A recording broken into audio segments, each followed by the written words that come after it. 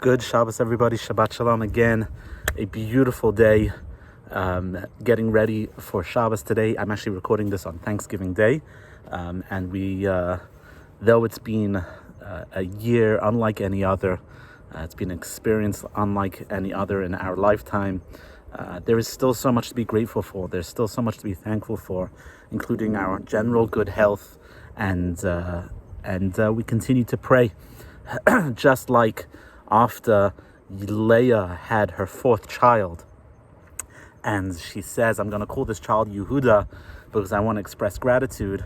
The context within which we live now gives us the opportunity to express such gratitude, to define ourselves as Yehudim, as Jews, to define ourselves as a grateful people. Parshat Vayetze is one contained chapter in the life of Yaakov. Yaakov leaves his home. Yaakov flees from his murderous brother, and he goes and essentially becomes an adult. He becomes married. He has children. He has a lot of children in this week's Parsha. He grows into himself. He becomes an adult. And there's a number of significant moments within the Parsha that we can identify where Yaakov transitions from an immature adolescent, a child who says it's not possible, it's not doable, we can't do it, a child with low self-esteem, to a grown adult who has uncompromising belief, uncompromising faith in the mission, in the purpose of what he was trying to do. One such event in this week's Parsha is when Yaakov comes to the end of his journey. It's an exhausting journey. It's the first time he's had to flee his home. He's a fugitive from his bloodthirsty brother. He must be wiped, completely exhausted, completely deprived of any energy left. And he comes and he almost collapses on the well. He sees these shepherds surrounding themselves around this watering hole, and there is a large stone. Famously, there's this large rock on top of the well.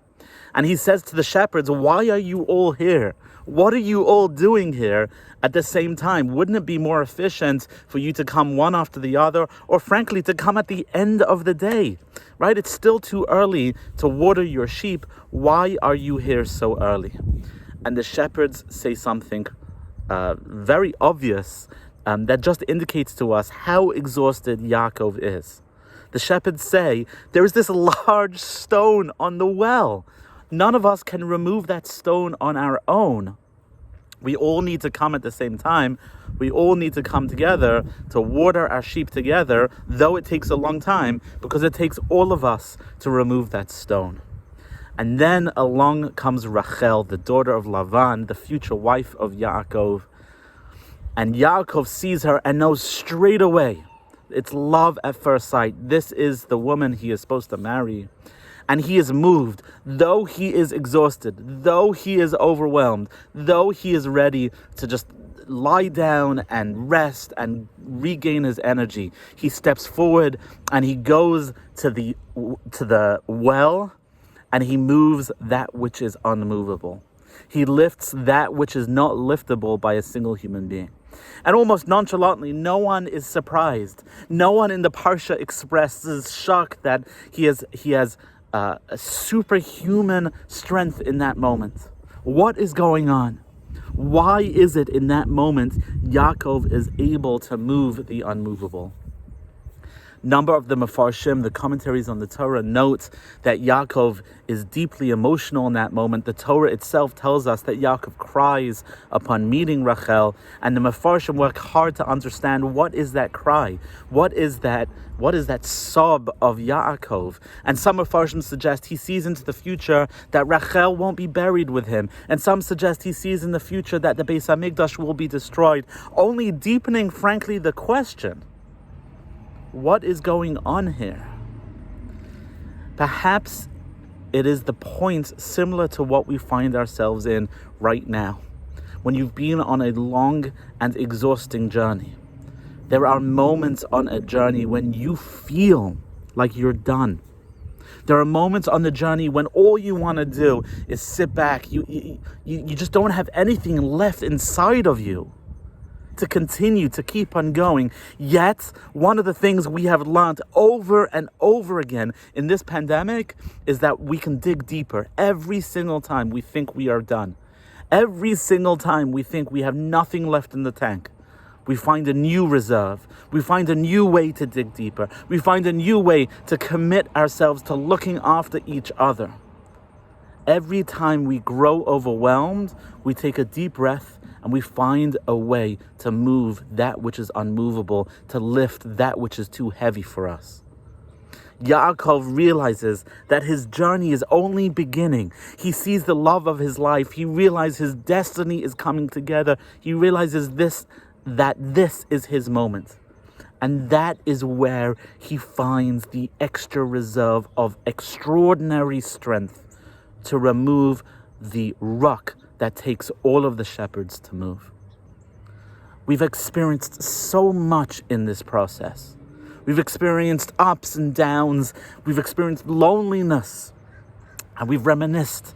We've reconnected and we've disconnected. Perhaps one of the challenges and one of the opportunities that we face is to discover untapped reserves within ourselves, to achieve that which is extraordinary, to perform that which seems to be superhuman. We know the doctors are doing it. We know the medical professionals are doing it. We know our teachers, our beloved educators are doing it. They are all tapping in to this extra reserve to pick up the rock. Though they are exhausted, though they are completely and utterly done.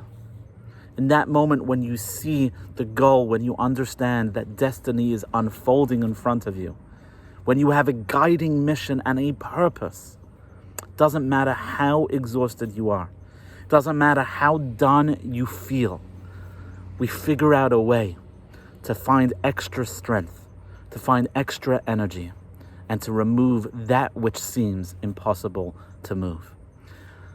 We are so grateful. It's appropriate this weekend on Thanksgiving to express gratitude to those who are a model of this. From Yaakov to all the people I just mentioned, to each of you who have no doubt been at the edge of exhaustion and have come back, have figured out a way to dig deep, to be committed to the mission, to the guiding values that define our Jewish and our meaningful lives. Wishing you all continued good health, good happiness, and please God, may we always find the inner strength to keep going, to take the next step on the journey that Yaakov started for us, no matter whether we're exhausted, no matter whether we're overcome by challenges. Let us always find the ability to move that which is unmovable. Shabbat Shalom. Good Shabbos to you all.